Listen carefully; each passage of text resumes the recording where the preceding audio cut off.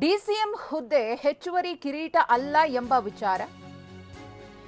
DCM ಹುದ್ದೆ ಇದೆಯಲ್ಲ, ಇದು ಹೆಚ್ಚುವರಿ ಕಿರೀಟ ಅಲ್ಲ ಎಂಬ ವಿಚಾರಕ್ಕೆ ಸಂಬಂಧಪಟ್ಟಂತೆ ಪ್ರತಿಕ್ರಿಯೆ ಸಿಕ್ಕಿರುವುದು ಹೀಗೆ ನೋಡಿ. ಈ ಬಗ್ಗೆ ನೀವು ರಾಜಣ್ಣ ಅವರನ್ನೇ ಕೇಳಿ.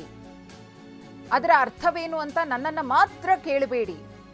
ಬಹಿರಂಗ ಚರ್ಚೆ ಸರಿಯಲ್ಲ, ಅದರ ಅವಶ್ಯಕತೆಯೂ ಇಲ್ಲ.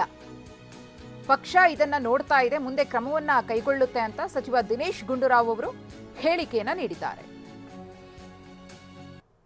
ನೋಡಿ, ಇವೆಲ್ಲ ನಾವು ಬಹಿರಂಗವಾಗಿ ಚರ್ಚೆ ಮಾಡುವಂಥ ಅಗತ್ಯತೆ ಏನಿಲ್ಲ. ಮಲ್ಲಿಕಾರ್ಜುನ್ ಖರ್ಗೆ ಸಾಹೇಬರು ಕೂಡ ಸ್ಪಷ್ಟವಾಗಿ ಹೇಳಿದ್ದಾರೆ. ಈಗ ಅದನ್ನು ಮಾತಾಡೋಕೆ ಹೋಗಬಾರ್ದು. ಇದೇನೇ ಇದ್ರೂ ನೋಡಿ, ರಾಜಕೀಯ ಕ್ಷೇತ್ರದಲ್ಲಿ 108 ಅಭಿಪ್ರಾಯಗಳು ಇರ್ತದೆ ಮತ್ತು ಅದರಲ್ಲಿ ಅದೇನು ತಪ್ಪು ಅಂತಲೂ ಹೇಳೋಕ್ಕಾಗಲ್ಲ. ಅವರವ್ರ ಅಭಿಪ್ರಾಯಗಳು ಅವ್ರವ್ರದ್ದು.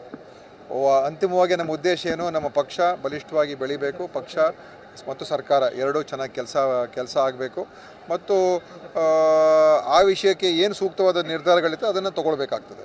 ಅದರಿಂದ ನಮ್ಮ ವರಿಷ್ಠರು ಅದ್ರ ಬಗ್ಗೆ ತೀರ್ಮಾನ ಮಾಡ್ತಾರೆ. ನಮ್ಮ ಅಭಿಪ್ರಾಯಗಳು ಏನಿದೆ ಅದು ನಾವು ನಮ್ಮ ವರಿಷ್ಠಕ್ಕೆ ನಾವು ತಿಳಿಸ್ತೀವಿ, ಹೇಳ್ತೀವಿ.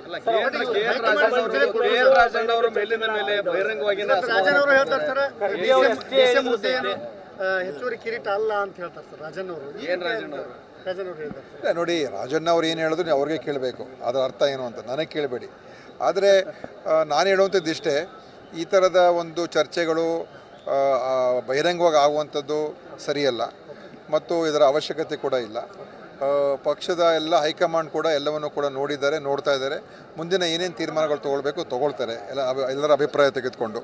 ರಾಜಣ್ಣ ಅವರ ಅಭಿಪ್ರಾಯನೂ ಕೂಡ ಒಂದಿರ್ಬೋದು, ನನ್ನ ಅಭಿಪ್ರಾಯ ಇನ್ನೊಂದಿರ್ಬೋದು, ಮತ್ತೊಬ್ಬ ಇನ್ನೊಂದಿರ್ಬೋದು.